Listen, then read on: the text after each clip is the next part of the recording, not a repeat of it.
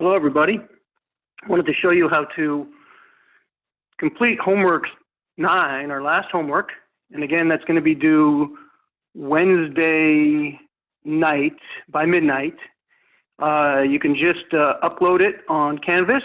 On the right, on your home page, it'll be on the right side. Click on it, or you can just take a picture and send it to your assistant, whether you have John or Joe. So you can just do that either way. But get it in by midnight, and I did extend it. It was going to be at 1:30 to do, but people are going through rough times, so I'm gonna do it midnight. Just do your best on it, and let's go over it. All right. So it says list these objects in order of density. Remember, density is compactness. It's mass divided by volume. So the more compact something is, the more dense it is. So here are the things you have to list on here. Now, what you're going to do is put the most dense thing here, the second most, third most, fourth most, and fifth most, or least dense. So we have the Earth, the singularity of a black hole, a pulsar, remember that's a neutron star, a white dwarf, a fluffy ball of cotton candy. Well, so let's think about this, the most dense. Just to kind of give you, to go over some things, since we haven't been able to go over things in class, a singularity of a black hole is thought to have possibly infinite density. It would have mass, but essentially no size. Now, if it's a rotating black hole, it might have a little bit of size, but in reality, a singularity is defined as a point of infinite density. So kind of infinite density kind of gives you an idea of where it goes on here. All right, then you got to think of like maybe how dense the Earth is. Density of the Earth is like rock. It's about 5.5 grams per cubic centimeter, about 5.5 times denser than water. Now, then you have to think about a pulsar and a white dwarf. Remember, that's degenerate matter. One of those is a lot more, I mean, they're both dense, but one of them is much more dense than the other. You got to think about how much mass they have and how much volume they have. If something has a lot of mass but a very, very small volume, it's going to be more dense. And then we're left with a fluffy ball of cotton candy. And I'll kind of let you figure out where that goes on here. All right. For 2, what is the gravitational radius, also called the Schwarzschild radius, and the event horizon of a black hole? Well, the gravitational radius, I'm not going to answer it for you, but I just want the definition of that. What is the gravitational radius of a black hole? And so look up in your notes. You can look at Google search what the gravitational radius is. I'm sure you can find it. And we defined also what the event horizon of a black hole is. I remember writing that down, what the event horizon. So how are the two things different? Just define each of them. Now 3, do all objects relatively close, but not within the photon sphere? You don't really have to worry about the photon sphere. So do all objects relatively close to a black hole get sucked into it? Now, you got to think about that, because remember when you went there, we had this, on the video, you and Joe went in your rockets, and this thing was becoming a black hole, and something happened to Joe, which that's why you sent him in. You thought that there was a good chance of that. But you remember what happened to you? You were pretty close to it. Did you get pulled in? Well, Joe was. Joe's gone. But were you? If you weren't, talk about why. What were you doing to not get pulled in? And what about the force of gravity on you? Did that change as you're orbiting the thing collapsing to a black hole? Because remember, distance from center to center is what counts. And it's kind of like this. If I'll give you a hint for the test. You know what would happen to the Earth if the sun suddenly collapsed and became a black hole? Well, think about that. Think about that. What would happen to the Earth if the sun? No, the sun won't collapse and become a black hole. It's not massive enough, and it doesn't just collapse. So imagine the sun just collapsing down and becoming a black hole, right? Collapsing beyond its own event horizon. What would happen to the Earth? Does the Earth's mass change? No. Does the sun's mass change? No. Does the distance from the center of the Earth to the center of the black hole change? No. So what about the force of gravity? If mass isn't changing and distances between centers are not changing, think about it. What would happen to the Earth if the sun collapsed down and became a black hole? Let me put that on the test. All right, 4 here. If the gravitational radius of a black hole is 2 miles per solar mass, what would be the gravitational radius of the black holes with the following masses? Now, here's how to do this.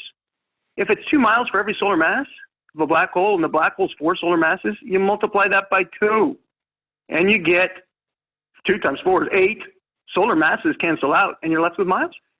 8 miles would be the gravitational radius. And the whole black hole would be 16 miles across in diameter. Look at this. Now, so really you're multiplying each of these by 2, and then the units that are left are miles. So you're doing that for each of these. Now, this is a good one to practice on. Number 5.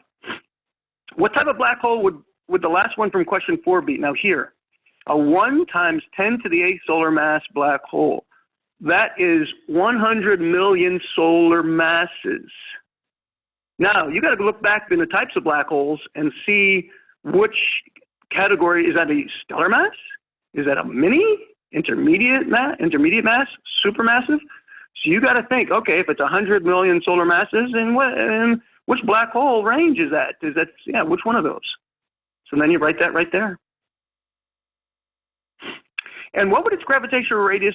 What would be its gravitational radius in units? It'll be in units of AUs instead of miles. Now, hint. Here's what you have to do. Whatever you get here for miles, you divide that answer that you got here by 93 million, because there are 93 million miles in an AU. So the answer you get for here, you divide by 93 million, and that gives you the number of AUs right there. All right, 6.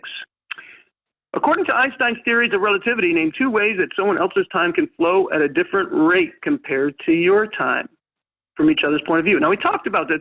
We talked about general relativity, and we talked about special relativity. We first talked about general relativity, and I'll give you a hint here.